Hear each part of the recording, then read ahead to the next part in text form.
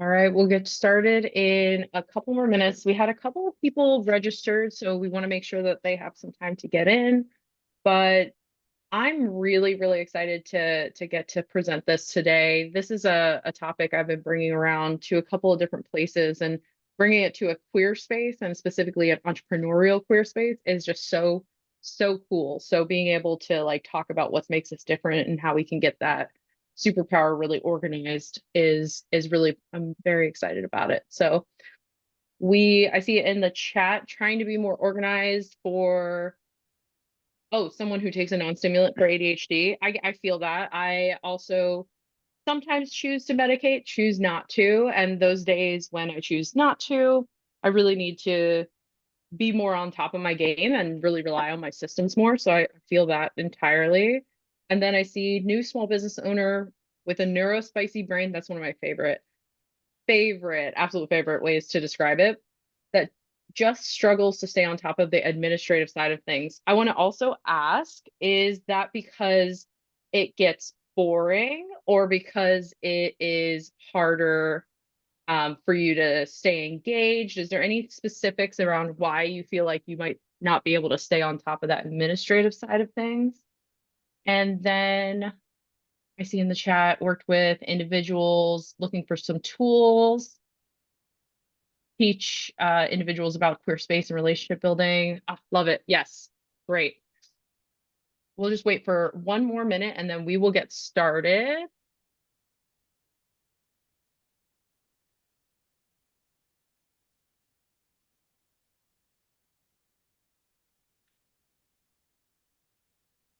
All right, let's get started today. So I am Zan Griffin. I'll go through a little bit more of a specific intro on myself, but welcome to today's webinar on MasterMinds organizational tips for neurodivergence. I have been volunteering with ORPIB to host a couple of different events. I love being able to be part of this group. It's so amazing. And just as a reminder, ORPIB is the LGBTQIA plus Chamber of Commerce for Oregon and Washington, Southwest Washington. So it's a hub for all those professionals there, bringing together a lot of people and resources to strategically support entrepreneurs, businesses, nonprofits. And just as a housekeeping note, if you signed up for today's event, you are not automatically subscribed to the newsletter. So if you don't want to miss out on events, be sure to sign up for our newsletter, and we'll drop that link in the chat so that you guys can have that before we leave this event today. We are recording right now and it'll be shared out after this event. So don't worry about writing down anything specific. This is going to be more informal, conversational. We have two panelists with us today who are amazing. I'm so excited to talk more with them about how they keep themselves organized, and I'll be sharing my perspective as well. So with that, let's get started on the session. This is me. I have been in marketing for 13 years. I like to say that I'm empowering people to do their best work. We're at work all hours of the day, and we need to make sure that it's a nice place to be so that you can do great work without sacrificing yourself. So I've been hosting these types of events with ORPIB and with a project management tool called Asana, and bringing just more of these professional networking events. For my own experience, I am ADHD, diagnosed this year. And when it happened, I kept saying, oh, no, it can't, I don't have ADHD, I'm too organized. And then I was wondering why I was so burnt out all the time. And my sister was also diagnosed ADHD, and several friends of mine, but I kept denying it and denying it. And finally, when I, sat down, went and got myself a diagnosis and started digging more into the space, I saw that there was not a place where I could connect with others about sharing those tips and tricks on staying organized and being a professional and also being neurodivergent. So I built one. So that link tree there, and we'll have it a couple more times throughout the presentation, has links to my recordings of my past things that I hosted, and also different events that come up that are neurodivergent friendly. So with that, I want to intro our amazing panelists today. Sarah, feel free to say hi. I'm going to read her bio to you because I love it. Sarah's path was set in the days of the old internet after she hand coded her very first web page in the mid 90s. Um, she got her ADHD diagnosis at the age of 31. So again, like me, late diagnosis in that stage. And that was actually the same year that she founded her agency, Upswept Creative. One of the things that I found so interesting about Sarah that she presented a previous event was that there's a creative side that we need to make sure that we keep a hold of when we create our systems for organization, because creativity just doesn't occur. We need to kind of set up the right parameters for it. So that was one of the reasons I loved bringing Sarah on for this event today. Sarah, did you want to say anything else?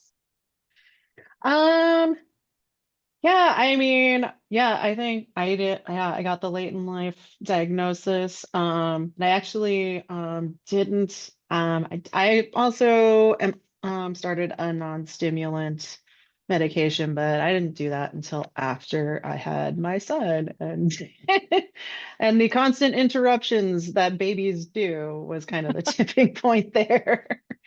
But yeah, I've had to both manage myself and manage other folks that are neurodivergent in ways that are not the same as me. So yeah, Hmm. I'm hoping to have some good stuff to share. Oh, you will. You definitely will.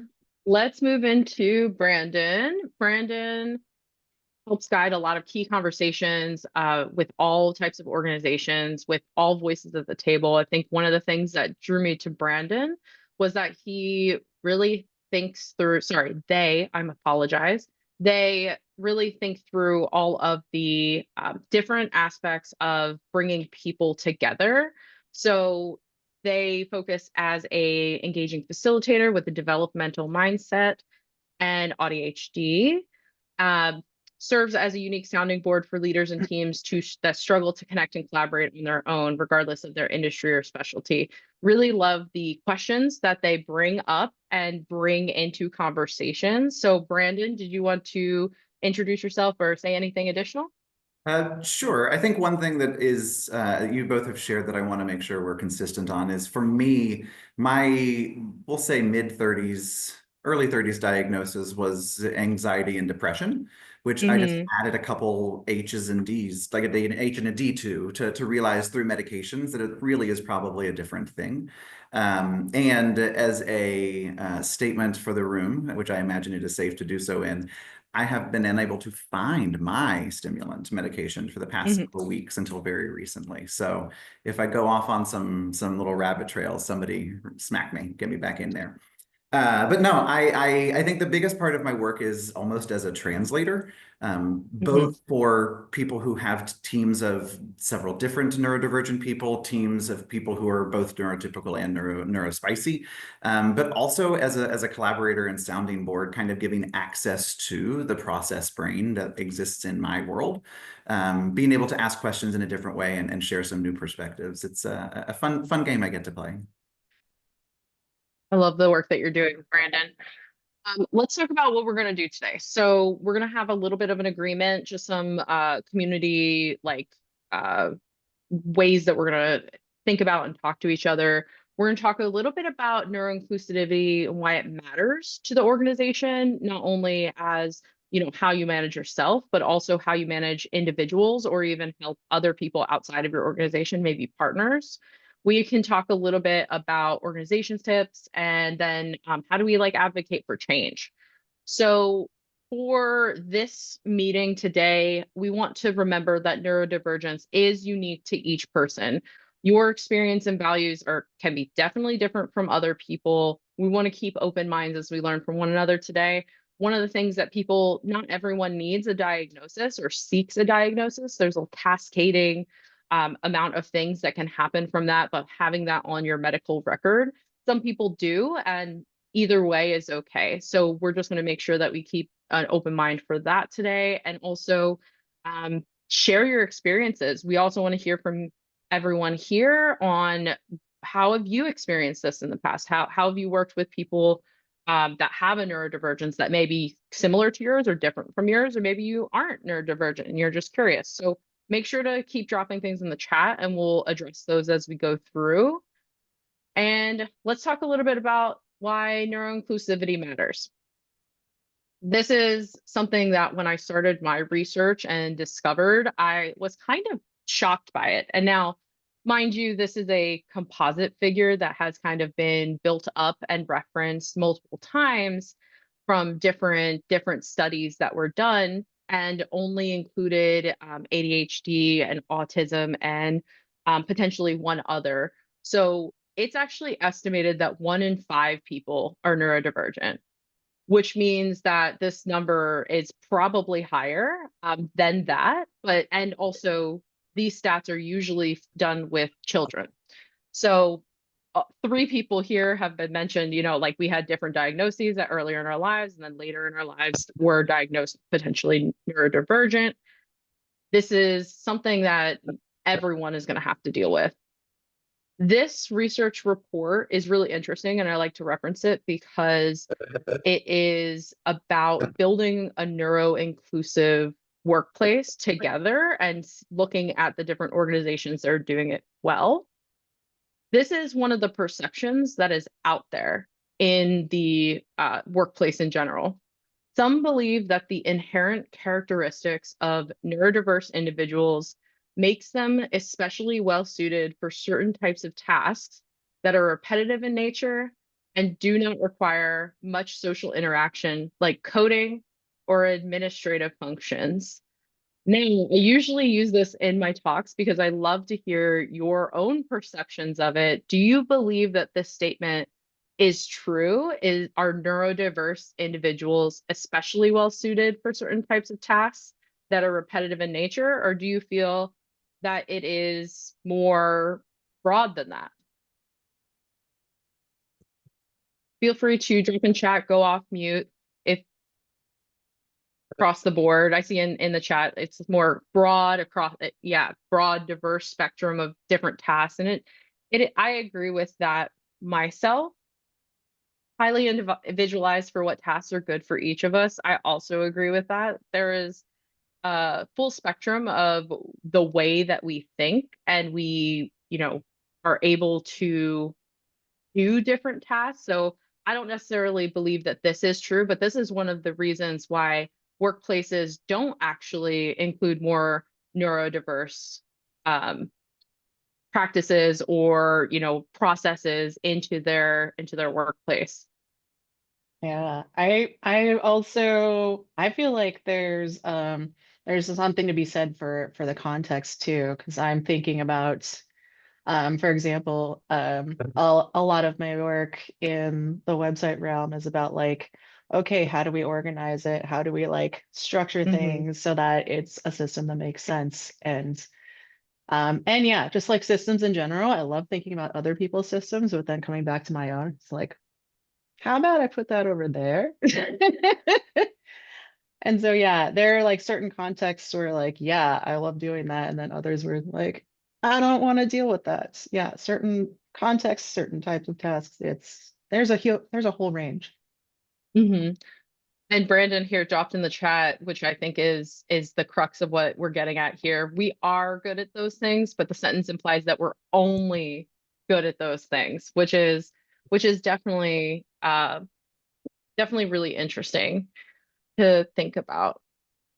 Okay, let's go into the next part because I want to hear more about how do you currently keep yourself organized and what is working for you? Drop in chat or come off mute. We have a small group here so that we can talk together about the different things that we're using. Sarah says list. Both Sarahs say list. 100%. I feel like for myself, I use to-do list as a crux for myself. But the thing is, for my list, I need to be able to bring in segments for my list. I need to have my list to be able to be flexible depending on the time of day for myself. I need to be able to look at it and see what type of high energy, low energy I'm seeing. Outlook tasks until my email gets overwhelming, reminders on my phone, lists with time estimates. I love that too. Panelists, do you want to share a little bit about anything that you're using now? To show the both ends of technology spectrum, I shared a notebook without lines because one day I need to make a list, and if I need them, I'll draw the lines. But other days I just need to draw something, or other needs a thing. So like having that notebook that's flexible. The other end, I saw Sarah start to mention Google Calendar. There are little things that I'm starting to realize I can use technology for that I'm okay with. One of them being scheduling. Never wanted to download a new thing or sign up for Calendly, but my Google Business account has an appointments thing, and I can set up my own Calendly-like links that people can pay for. People can do like there's some tools and resources that take some of the monotony that I do well at in my neurodivergence. It takes it out of my hands. So I'm starting to embrace those a little bit more. Sarah, what about you? Yeah, I think that I've ended up using Google Calendar for a lot of things, and like, yeah, the scheduling piece is certainly one. But yeah, there's also like the capability to like create tasks, and you can like just be like, okay, on this day I gotta check this thing off. Like, I gotta pick up the groceries at 3:30 or whatever it is. But yeah, I think it's been really key as I've sort of like built out the ways I manage myself to like consider, consider the things that I'm already looking at as part of my day. Google Calendar was one of them. And and then like, yeah, seeing what exists there, because I've tried so many tools. It's like the whole thing of like, I'm gonna buy a new notebook, or I'm gonna buy a new planner. It's gonna change my life.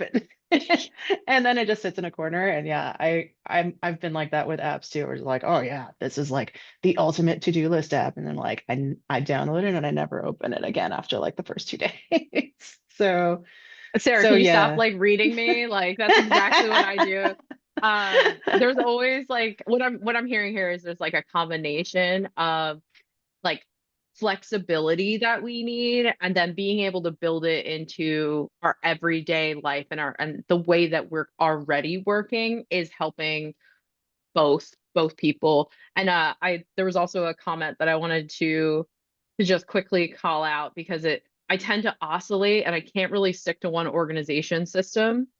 Um, totally feel that. And I think one of the things that we're going to talk a little bit more about today is, okay, like, how do you understand and know yourself enough to build a system that truly does work for you? And as a reminder for everyone, no matter how organized you think you are or are not, you aren't broken. You just need a system that is working for you. And it's okay if that system evolves over time. There's going to be points where you think something works, an app works, or another journal works, or another planner is helping you, or another tool. But then it will evolve and shift and change depending on your life and depending on the things that you're dealing with. So let's get into setting the stage for understanding more about our panelists and understanding more specifically about what has been most challenging about being a business owner and being neurodivergent. What have you seen in your experience? Sarah, did you want to go first? I sure can. Yeah, yeah, I think that for me, yeah, there's kind of two different phases. And the initial phase was, when I was just starting out, and I was a one-woman show. Yeah. And yeah, just like keeping track of everything. Yeah, as I took on various new projects, I just like, yeah, I didn't really have a good system for that yet. And I kind of would just remember things on the fly. And it always felt like, something would pop up and be like, oh snap, I was supposed to do this yesterday. And so yeah, there was that constant feeling of just like being overworked all the time, and feeling really burnt out, because yeah, there was always something, and I never really felt like I was on top of everything. Yeah, yeah. In the chat says Yeah. the whack-a-mole test. So like that is so accurate. Um, and so yeah, I think like navigating that was a really big thing for me. Mhm. And and I think what I ended up doing, which is absolutely not the right answer, but I hired someone to be a part-time admin because I was just like, I need to get out of my inbox. And Yeah. so, and I mean, I don't know, it can be the right answer. It wasn't the right answer at that stage of my business because Mm, yeah, I was like not really ready to hire from a business standpoint, but yeah, I think now now I'm in a place in my business where it is appropriate to like, yeah, have someone I can like, outsource things to. Um, and so yeah, that's that piece. And then the other piece is managing other people. mm, Yeah, yeah. And that's been an education in asking for what I need. 'Cause yeah, I think not only are you like having to lead a team, but you're also having to like be mindful of what you need in order to like successfully lead the team. And so yeah, there might be a yeah, I feel like um I've had to like map out certain systems that work well for me, and then we talk as a team and we kind of navigate what that looks like in practice. And I might be like, yeah, for example, um like several months ago I ran up against like having like social media graphics requests just like kind of popping up one at a time. And they were usually like, oh yeah, I need this right now. And just it was, and yeah, the whole like just the mental effort of like shifting from one thing to another just was really throwing me off. And so yeah, I had to like actually ask for what I needed in that moment of like, can we just like batch these together so that I can knock out like two or three at a time, and so it feels more manageable and there's fewer interruptions. And yeah, and that worked. But yeah, we had to like, we had to have a conversation about it. yeah. I think I'm hearing a lot of patterns here that I also resonate with, which is like, being an entrepreneur and starting your own business is exciting because there's so much to do, and also super overwhelming because there's so much to do. And one of the other themes there was, you outsourced maybe at the wrong time for your business particularly, but you understood yourself enough to know that you needed something outside of what you enjoyed doing. You were like, I don't want to do this necessarily. I need support and help. Brandon in the chat said, ask for help can look like different things. That's also something that's really important to think about while you're thinking about, okay, how does my brain work specifically, and stop building yourself into what you think your brain should do and just start embracing it. And then that third one is communication, managing other people and mapping out systems that work for you and then talking about it. I think those are three really important patterns that are there. Brandon, can you share a little bit more about, anything that's challenging that you've approached as being a owner and also neurodivergent? Absolutely. I first of all need to echo a lot of Sarah's. I won't do it with many words because they are already out there, but a lot of the experiences that Sarah shared are my problems as well. What's interesting, and like a little preview of a future question, is that probably what was sparked is one of my biggest challenges is being the cobbler and having those shoes. A lot of my work is helping people do the things that we're talking about being challenging for ourselves. And so therefore, I know for me, I'm not the best accountability buddy for myself. And I can't always necessarily process the thoughts that I help other people process when it's Mm-hmm. just by myself. I also live very actively in the making it up as I go and whacking moles world. It is a part of our world, but part of my response has been to try to outsource just like you did. It may be a trade, it may be just asking a friend to help out, but being able to outsource that part of your brain that isn't working. I mean, I'll even go a step further as I quit a job that was taking too much executive function because I Mm-hmm. couldn't get to the stuff I needed to because of this other thing. But the biggest challenge when this came up, and honestly, I think I was rooted in a lot of these, is communication gaps. We live in a world where everything is happening right now, and everybody is very, very inward focused. And the filters of how people hear things are very individualized. And so a step that's so often missed is the actually coming together and understanding perspectives around a statement before it gets made or misunderstood or whatever that is. And for me, even before therapy existed in my life, being misunderstood was my biggest problem. I hated feeling misunderstood. And so now I understand a lot more about that.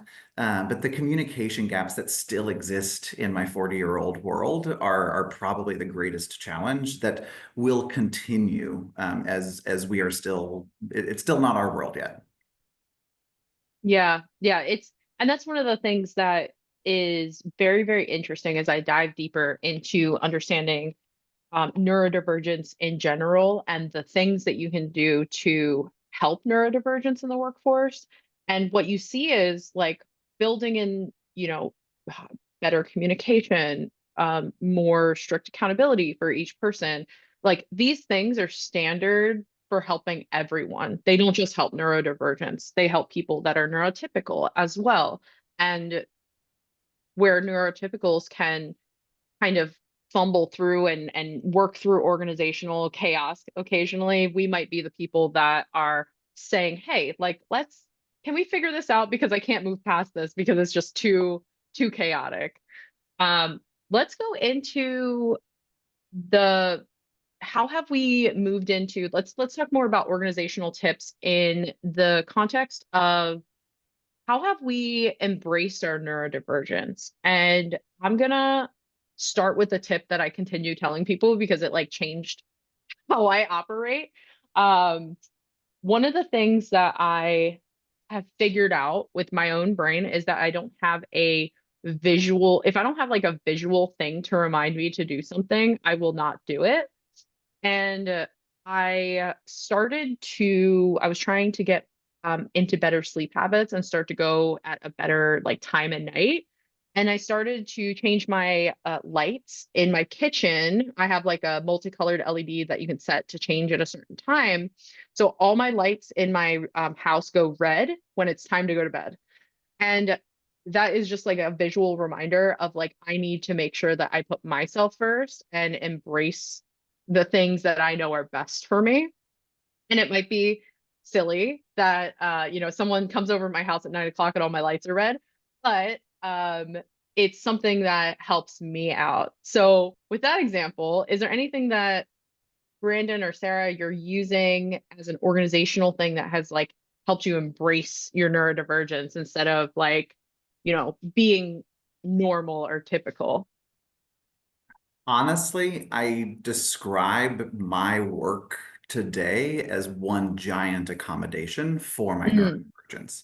I was 16 years in a corporate space, and each of the jobs that I had throughout there, I stripped off some of the job that I didn't enjoy doing and a little bit more, a little bit more. When I went out on my own, I realized I only have to do the thing I like and the thing that I'm especially good at. And so what I do now, whether it be effective masking or life on the border, I do a lot of translating for people. mm-hmm, And it really has become effective to not only can I see the conversations happening around me in a very different way and the processes around me in a very different way and exposing people to that part of my brain is helpful. But also I've been on both sides of many conversations. I was a manager and a people leader for a long time in my Starbucks world, and I was also at the table. I was a person trying to be heard and understood, and seeing other people try to speak up in rooms that there just wasn't mm. space for that. And so truly, I have leveraged my neurodivergence to find ways to make it enhance the work that I want to do. So, sorry, actual, like, if there's like something from that is there's little ways that everybody can do that. I mean, many of us are able to see things from a different perspective, and that alone is probably valuable in something of the work that we do. Yeah, and I think my biggest takeaway from that is like, okay, actually think about the things that you want your life to be and what you want to do and start to incorporate different ways to do that. So, Brandon, you mentioned you outsource a lot of things, even today, because you've identified those are the things that you necessarily want to spend your time doing. And also, that will translate into better business results for your actual business because you're able to focus on the things that you're the best at. Sarah, any And comment? letting other Oh, people focus on the things that they're the best at too. Like I think that's another part of true. it, is embracing other people's strengths that aren't mine. Mm-hmm. Sorry to jump in. Sarah, what Yeah, about No, you? no, I love that. Yeah, I know. I agree with that. I mean, that's kind of, whether you're neurodivergent or not, it's kind of the ideal situation that like the vast majority of your time is going towards like doing the things that you really like and you're really good at. So yeah, like outsourcing those other things is, it's certainly not a bad thing at all. Like, yeah, you're giving someone else the opportunity to do something they're really good at, and then you get to go do the things you're really good at. Like, yeah, that's always like I'm always happy when I can like bring someone onto my team who is like really good at a thing that I'm like just okay at. um or just really bad at. Like the first thing I paid for in my business was accounting because I'm just like like there is too much in there, it will give me anxiety and nothing will get done. I And mean, um instead of forcing yourself to do it, which is what a lot of us tend to do, we say we should be doing this or we should be able to do this. What you said was, I know I don't like this and it's going to like impact my life. Let's just get rid of it into a smarter way. I love being able to embrace that instead of saying broken or I should be able to do that, but I like and beat yourself up about it. You were just like, you know what, I can't, yeah, yeah. which is good. Yeah, yeah. And yeah, I think the other way that I've like that feels like an embrace of my neurodivergence um is that I think I've put together a system that's like that kind of allows me enough flexibility. Because that's something I learned from my previous day jobs is that having just like I always did better when I had like sort of a variety of tasks or a variety of projects to work on. And and so now I've got my whole hit list of like, okay, these are the projects that we have in the hopper right now, and these are the things that are coming up on my to-do list, and I can see it in my task manager and my calendar. And yeah, and there'll be those times where like, okay, I'm gonna try and like knock out this mock-up, and then I'll just be like, my brain will just be struggling with it. And Hmm. having the ability to be like, okay, my brain's not having it right now. Maybe I can just pivot over here to this other different task for this other different project. And yeah, like being able to have that space to like make that call in the moments, because I mean, you never know how you're gonna feel on a given day. Um, but I feel like it has, yeah, I've sort of like given myself that grace, and it's also allowed me to like keep doing something instead of just beating myself up about what I'm not doing. Hmm. I'd love to pile on that one as somebody who's gone 3 weeks without a thing that makes my brain work the way that I like it to. I have had an extremely unproductive few weeks, and it Mm. could, if we were still in that AD land, it could look like depression hit hard. No, I just lost a little bit of gumption and a fair amount of focus, and that's where I am right now. And that has being able to embrace it and finding the creative project that I can leave half finished. I'm looking for a housemate right now, and I gave a tour of our gardens area and had to apologize for the half pruned apple tree and the pile of grass over in that corner that I've not done anything with, just because I get halfway through them, and that's fine. Really, really embracing that just because we work on a different schedule, the work still gets done. That's been important to remember. Thanks for Yeah, reminding me yeah, of that, Sarah. absolutely. Yeah, and accommodations as far as like timing and things like that. can be difficult when everything feels urgent. When you're, you own your own business, so everything does feel a little bit more urgent at that time. But so how do you give yourself that grace? Do you have any mantras or anything that you remind yourself of when you are approaching something a little bit differently? Is there anything that like you reference or think about? I don't know if I'm a mantra person per se. Yeah. Yeah. Some Yeah, people yeah, aren't. Yeah. And I don't I yeah. necessarily have one, but I actually am typing one in response to Catherine right now. nice. I'll just say it so it'll live in the transcript. Catherine mentioned one thing that's been big is repositioning should tasks as want tasks. Mm, I'm should and could are the corrections that I give a lot of people. And my specific, I won't call it a mantra, but my line that I share with a lot of people is please stop shoulding yourself around me. Like making it something that's a little bit playful and a little bit off color, truly breaks down the tension for me giving a fairly direct coaching line. hmm It helps bring a different perspective and lightens the mood to help people understand that should is a very, very, very subjective word. hmm Yeah, I think my coach said I should stop shooting the bed. Mhm. I used to say pants, and that got a little too far. Yeah. Yeah, and I think for myself, I don't necessarily have a mantra, but I do try to remind myself that nothing is as important as my brain might think it is right now. Um, my brain always does give me that sense of urgency and immediacy, whereas I need to slow down and start to reevaluate things when I get to that point.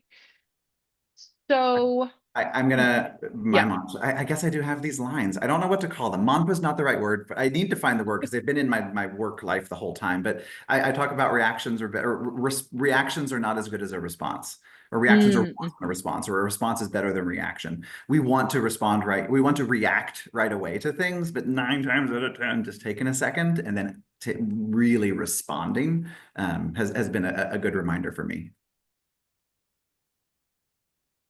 I like that. I'm going to use that from now on. Uh, Yeah, yeah. you can also ask people if that's what they want. Do you want a reaction or do you want a Mhm. response from me right Mhm. now? A response is immediate, reaction is immediate, but I'll give some thought to it and start to think through it.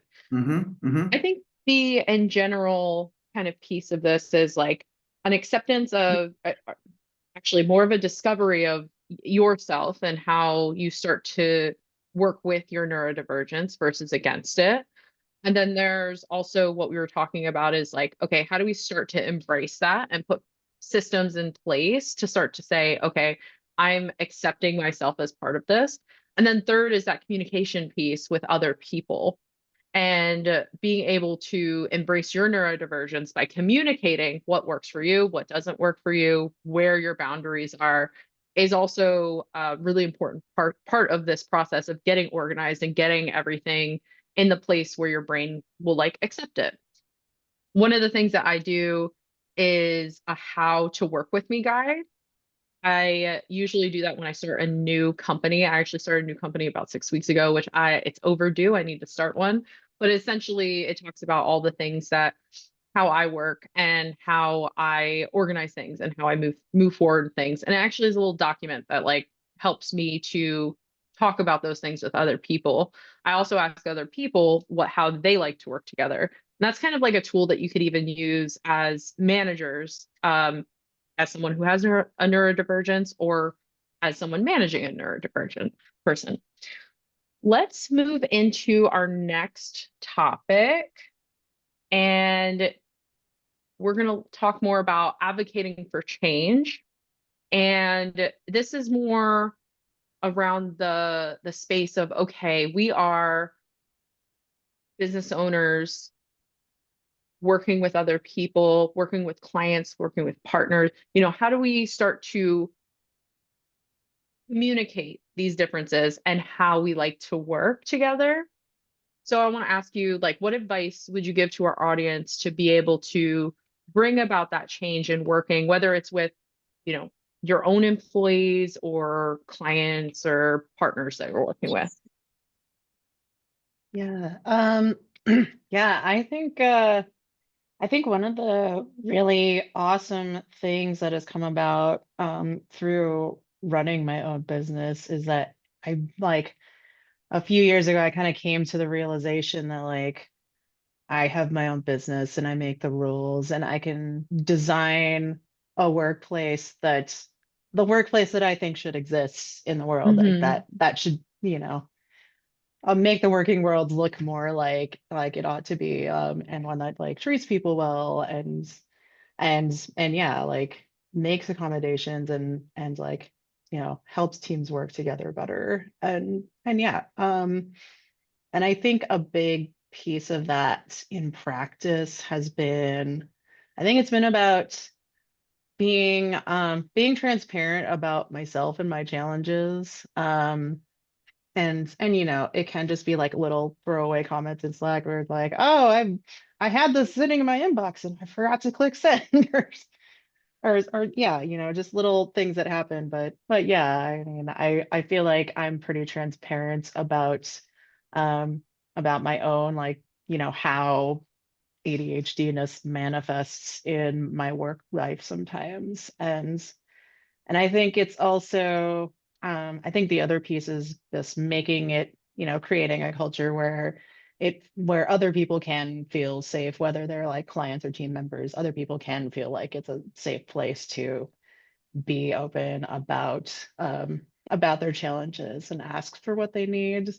And I think even like to the point of like actively, yeah, asking and inviting that conversation. I have a team member who is on the autism spectrum. And yeah, I mean, that was definitely like that was like textbook example of like our neurodivergences are not the same. Mm-hmm. And I had like one picture of like, okay, this is how we interact with the task management tool and like this is how I use it. It makes sense to me, but then like it didn't work for their brain at all. And so, we had a conversation about it, like, okay, like with my team member and my project manager and myself, and we were like, okay, let's dig into this. Let's, see like what's actually useful, what are useful ways for us to use the project management tool in that, will actually feel like they're useful to you and not just like a system we arbitrarily follow. Um, so yeah, it's a lot of times it's things like that where like we have a system, but then sometimes we got to break away from it, and it's about and yeah, it's really like a group effort of just figuring out what works for everyone and how those different systems can mesh together. I really wanted to call out something you said, which was you can design the workplace you want to see in the world. And I think that is whether you own your own business or if you are even in a corporate environment as well, even if you're not a manager or a leader in a space, that is something that it's incredibly empowering that we can all do that. We can all design that workplace we want to see in the world. And there's different ways to go about that, whether it's, how to work with me guide or having like raising a conversation of, hey, I'm not sure I understand how this process is working. What are the goals for it? And like raising that. So I love that you said that. And I have another follow-up question, and then I want to get into Brandon's side of things. The follow-up question is now that you've had that conversation, do you feel like the system is working better overall for everyone? Or do you think it's more of everyone's compromising a little bit to get to that greater good? I think it is overall working better. I think certainly like my project manager's time is used better. She's not like, creating tasks that the rest of the team doesn't need and then being like, why aren't these checked off yet? Like we Mm. just have a better, yeah, we have a better understanding of like, okay, what sort of accountability is needed and what form does it come in? And yeah, I mean, I mean, as the benevolent overlord, I feel like I have a greater trust that, things are going to happen when they need to. And Right, it right, because doesn't you have more matter if this visibility. little box is checked or not. Right, right. Brandon, what's your thoughts on this?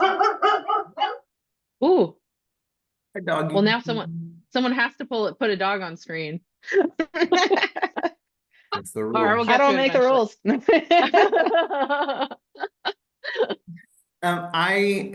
Honestly, I throughout all of that just kept adding more and more things that I want to maybe say. So I'm just going to go in some arbitrary order, and I think I've really boiled it down to three. The first one I have to identify comes with the privilege that I experience in the way that I look and have been raised in this Mm, country. But asking for the help that you need is a really, really important part of helping other people know what they're not already seeing. It may be asking on your own if you are confident enough to do so, or asking collectively if you've been able to communicate enough amongst each other and be able to do that. But in our personal lives, in our business lives, we can't expect anybody to understand if we don't say what's happening, if we don't say mhm. what we need. That's not that's not a healthy place to be going through life, expecting other people to be able to read our minds. The other, do I say the really uplifting thing or the really garbage? You know what? I'm going to go with the sad thing. It's Yeah. honestly the best advice I've ever received. And I'll just like give a foundation of I now understand the sense of justice that comes with a lot of neurodivergent folks. The best advice I've ever received has been keep your head down and do your job. Mm, mhm. It is, we all expect everything to happen today. And oh my gosh, that was so unfair. But it isn't our world yet, and there's a lot of things that we need to do to be able to participate in it. And so the boiled down advice of that one is we need to know what the game is, even if we aren't playing it, because not Mhm. everybody's safe to talk to, not everybody's safe to open up around, not everybody is ready to be a part of this world that we're all working towards. And it feels really bad to be the one to say it, but the reality is that we do need to recognize that sometimes not making the stink is really the way to get through that moment. The last one is to lean into the space that we're in right now.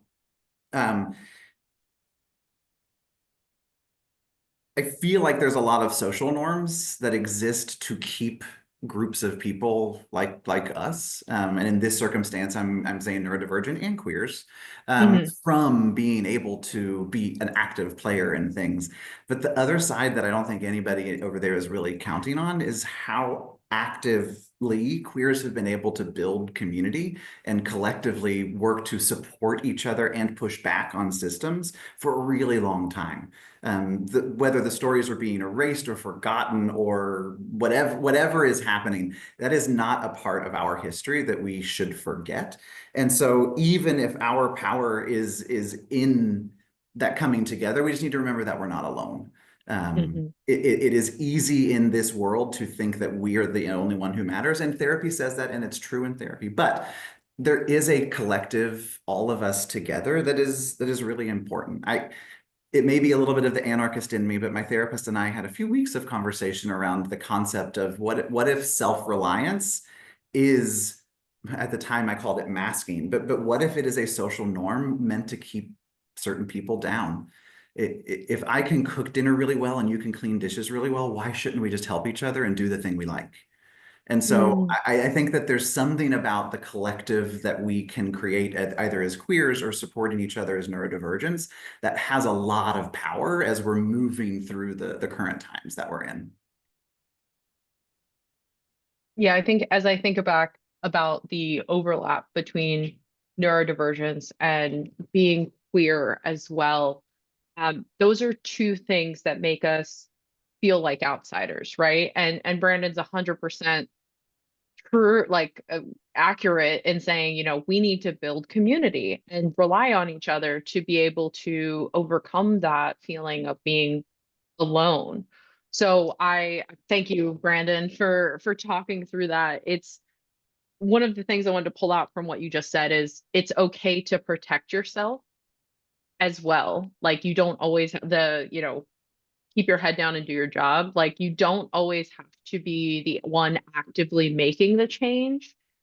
There are times where you can make the choice to say it's better for me and what I'm trying to do right now to move forward. But reach out to your community, and be a part of it.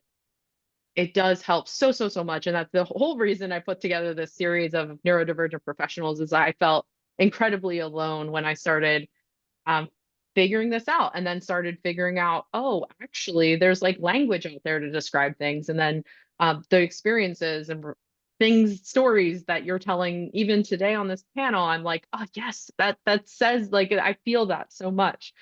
All right, so we are about 7 minutes out. So we do have some time for questions. And before we get into questions, I just want to go back into a comment that was in the chat. Specifically, it said, sometimes I can't ask for help because I don't know what I need. And that is such a accurate statement, right? Like there's sometimes where I'm just like, I know I need help. I don't know what I need exactly. One of the things, very tactical things, I'm actually hosting a panel on it later this month, will be how do you use AI to start to concept and brainstorm the type of help you can ask for. So it's kind of an interesting way where you can role play with like some sort of ChatGPT or Claude or Perplexity, any of the engines that you're using, to kind of think through and start to outside process that type of, I'm kind of stuck and I don't know how to move forward. And then it can kind of spit things back at you. But we have time for questions in the chat. Question for panelists. Here I see, what is your most useful process that you've automated and how have you done it? I'm going to let the panelists respond, and then I have an email tip. I mentioned mine earlier, so I'll just drop it in fast. When you go to create something new in your G Calendar or Google Calendar or whatever, the bottom one says appointment, and that's where you can create up spots for people to be able to book time with you. The monotony of going back and forth and saying, I'm free this day, I'm free that day.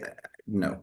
Does it have every single feature that Calendly has? Is it the most robust tool? No, but a lot of my work is another mantra, I suppose, is that a 15% solution is really enough to get started.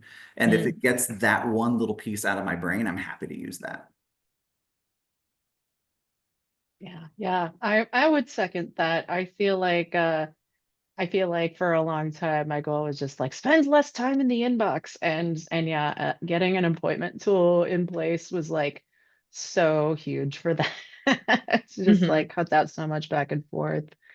And yeah, outside of that, I think that I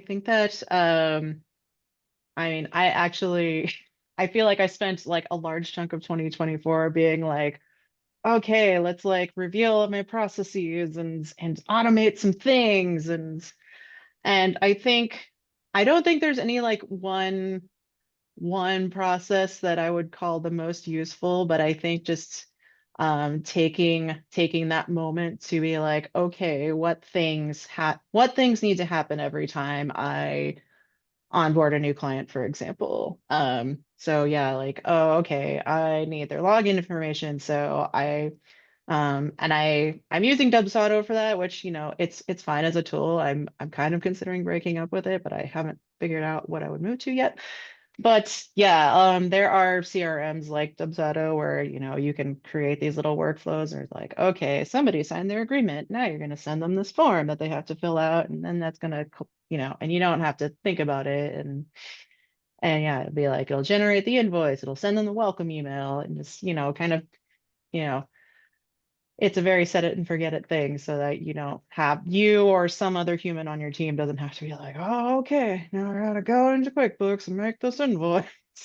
Yeah. And that stuff has been huge. And yeah, I think, and when I was in the process of doing that, and yeah, my project manager joked, was like, oh, I don't know if I'm gonna have a job left after we do all this, but that's absolutely not the case, because because yeah, like she still brings a lot of value in terms of, you know, helping the team get things done and yeah, like being able to like give more care to the clients versus, you know, having to like remember all of those little tasks, those recurring repeating tasks.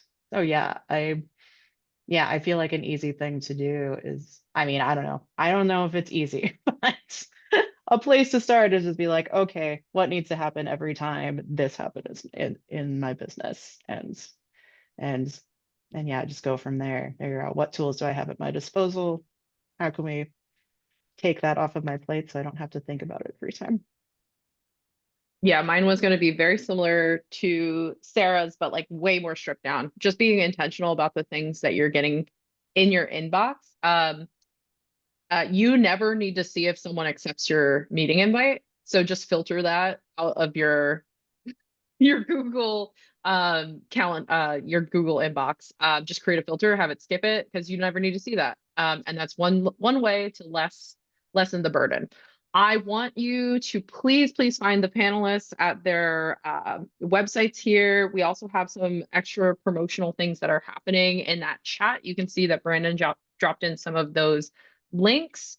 There's some co-working sessions and then working together with each of our panelists. They're absolutely amazing. And I'm so glad that we had this chance to have this conversation. And I did mention there will be another neurodivergent professional event that's posted soon. It's not available yet. It's not through ORPIB. It's actually through Asana. But it is free. If you sign up on my link tree, there's actually a little form. I just email out when those sessions actually happen. And I know the name of that co-working session is so good. It is so funny and so perfect. With that, thank you all for coming and such a great conversation. We really do appreciate you. Please go and find our panelists after this. Amazing people. And if you need anything, I'll be staying on for a couple more minutes and we'll stop the recording if anyone has any questions that they wanted to ask outside of it. But yeah, thank you all for being here. And thank you, Brandon and Sarah. Both of you are so amazing. Thank you. Thank you, Sam. This was fun. Thanks everybody for great questions. Yeah, thank you, everyone.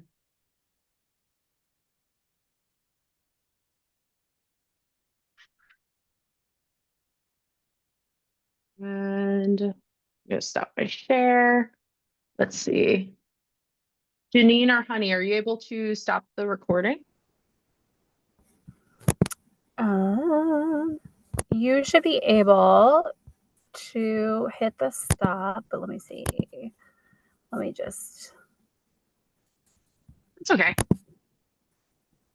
I think most people have left. Sarah, if you have any questions, we are still recording, but just wanted to make sure we're stopped.